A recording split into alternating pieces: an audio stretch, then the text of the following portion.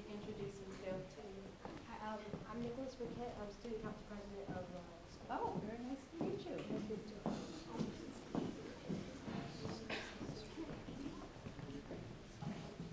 Hi, Dr. Zev. My name is Nicholas Burkett, student council president.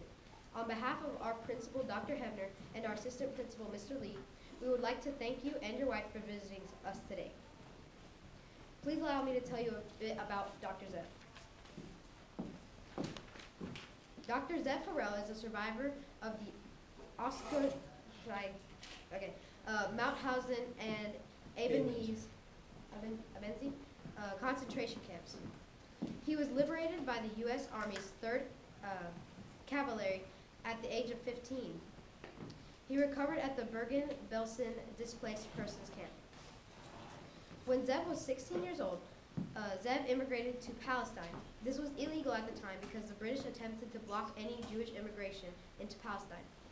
In 1947, Zev joined the Palmach, an underground elite Jewish defense force in Palestine.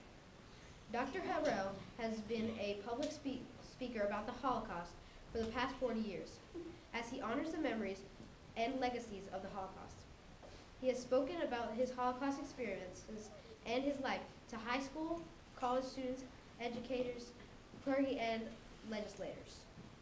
Dr. Harrell is a member of the North Carolina Council on the Holocaust and speaks frequently at teacher workshops sponsored by the Holocaust Council. Dr. Harrell is married to Bernice, and together they retired to Greensboro, where their youngest daughter resides. It's an honor to have you.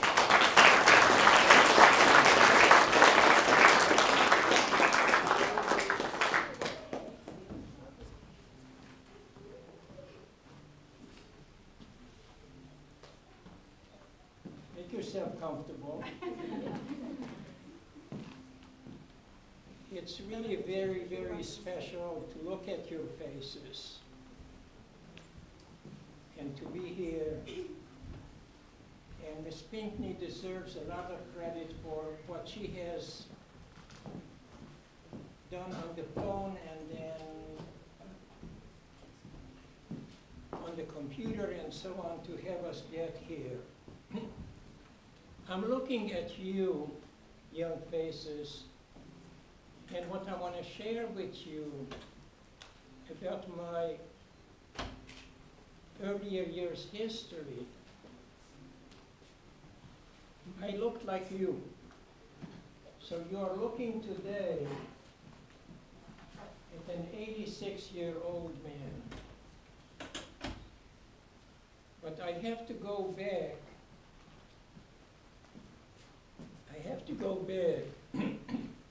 More than 70 years in order to remind myself of what my experiences were so I can share those with you.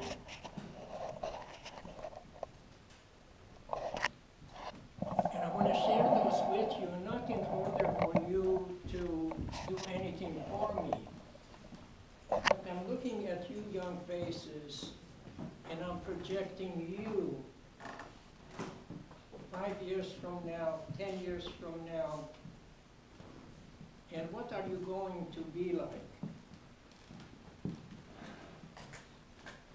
There are 3 things that are very important about country, and I'm very proud dual citizen. I'm both a citizen of the state of Israel, but I'm also a citizen of the United States. There are 3 things that are very important about the United States that I would like to start to share with you.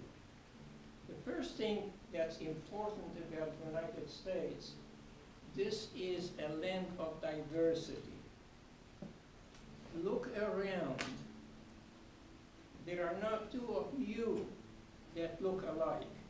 What that means is that your origins are from different parts of this world. If you may not know today, you should ask your parents, your grandparents, where did you originate? And I'm looking at your, for me, very attractive faces, and I can say that you represent a a very diverse cross-section of this country. But the second thing that's important about you and about our country, that this is a land of opportunity. You are looking at me, and when I was your age, I didn't have a high school degree. I had 4 years of elementary school. And if you pursue what you want to do, you'll get there. So what I want to say to you young faces, aspire. Think ahead. Put into your head what it is that you want to do when you'll be an adult, like some of the adult faces that are here. What is it that you want to be? Aspire, because if you aspire and you work for it, you will achieve it. You heard in the introduction that you are looking at Dr. Zeb Harrell. I had no more than 40 years of elementary school when I was your age. But if you put into your head that you want, then you will get to your first step, second step, third step, and so on. So young faces, aspire, okay? Aspire. And you will become an important part of what this country is going to be about. So what I want to say to you young faces, it's very special to look at your faces and to project you, to think what it is that you are going to be 5 years from now, 10 years from now. But you have to promise one thing for yourself. I'm going to aspire, and if I aspire, and if I take my aspiration seriously, then I'm going to achieve.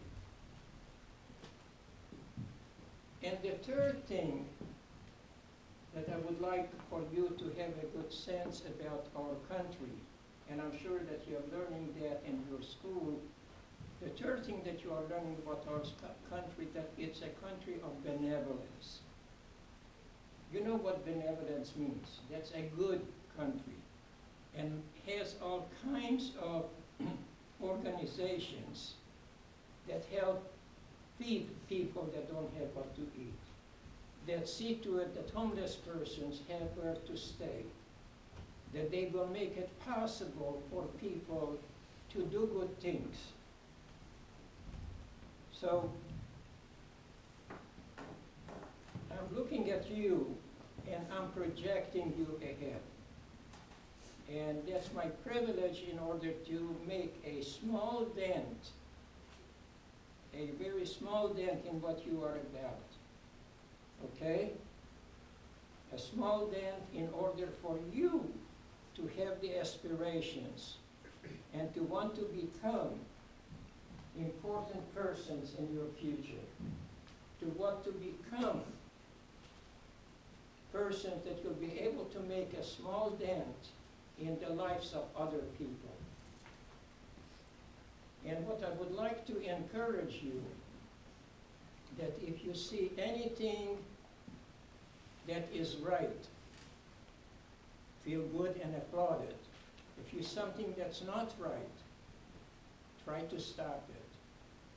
And among yourself, I'm sure that you are seeing good things, but you are also seeing occasionally things that are not so good. Do that what you can to encourage and applaud the good things that you see, but also see that you do what you can do in order to not let anyone get hurt or that kind of thing, okay? Now you're looking at me, and I said to you, next month I'll be 86 years old. But I'll go back to when I was more than 70 years ago, a child, and you are looking at me, and I was introduced as Dr. Zeb Harrell, But at that time, I was growing up in a small village in Transylvania.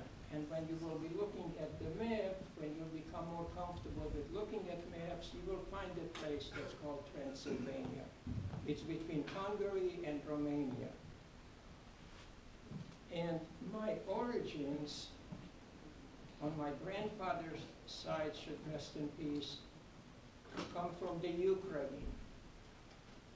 My great-grandfather managed to sell their property there and come to the village where I was born and purchase a piece of land there.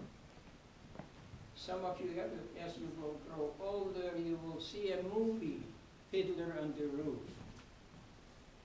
And that's the area that on my great-grandfather's side that I originated from. On my mother's side, should rest in peace, I originated from Galicia. My great-grandfather was a rabbi that came from Galicia, and by arranged marriage, married my great-grandmother. So, the Ukraine and Galicia, and I was born in Transylvania, and as a kid growing up in a small village there. Life was very simple, because in villages there, you had what you managed to grow. In other words, there were no stores that like you can go to the store and, you know, whether it's Good Friday or whatever day and buy what you want to buy. We could not buy anything because there were no stores. So we had to eat what we managed to grow.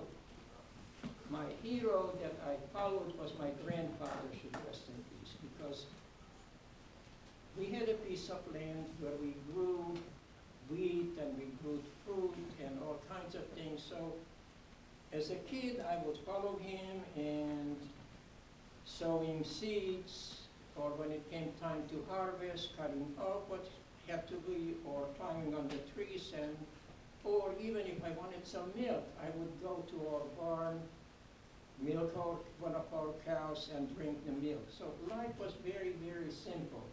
Not as sophisticated as your life is today. So if you can imagine the simple life in a village, my hero was my grandfather. And I would follow him, and as a kid, he taught me what it is that we should do, because my father, should rest in peace, he was an engineer, and beginning of the day, he would take off and go to the next village where his working place was. So I would stay with my grandfather and do the things around there. Now, this went on until I was about 8 years, and then we moved to the nearby city. But before we moved, I attended 2 years of school in the village. So the teacher there, unlike your teachers here, was very sophisticated. The teacher there knew how to read and how to write. So the first week that I was in school, I learned how to read, how to write. He also knew how to add and how to subtract.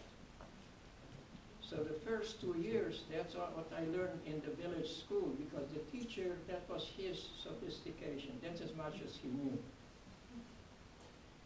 Then we moved to the city. So I attended the 3rd grade and the 4th grade in the city. Until I was 10 years old. Now, you have to be about 11, 12 years old. So when I was 10 years old, we moved to the city. When I was 8 years old, we moved to the city, and I attended 3rd and 4th grade of school. When I wanted to go to the 5th grade, it was 1940. So when you learn about history, 1940 was a special year in the history of that part of Europe. The Hungarian government decided to ally himself with German Nazi. And you have learned some about that, the bad things of what the Nazis intended to do for the world. So the Hungarians decided to align themselves with Germany, with the Nazi Party. And as a reward, they got Transylvania, where I was living then. So at 10, I thought, no, it changes from Romania to Hungary. We wanted to go to school. And you look at me, I'm a Jewish person. So Jewish kids, we wanted to go to school like the others. The principal there, unlike your principal here, or unlike your teachers here, were not as good intentions. What the principal would do, he would say to us Jewish children, come on out, put us in lines, and throw all kind of dirty words at us. You are this bad, you are that bad, you are this, you are that, get lost. So I thought that we will be attending junior high, 5th grade, 6th grade, whatever.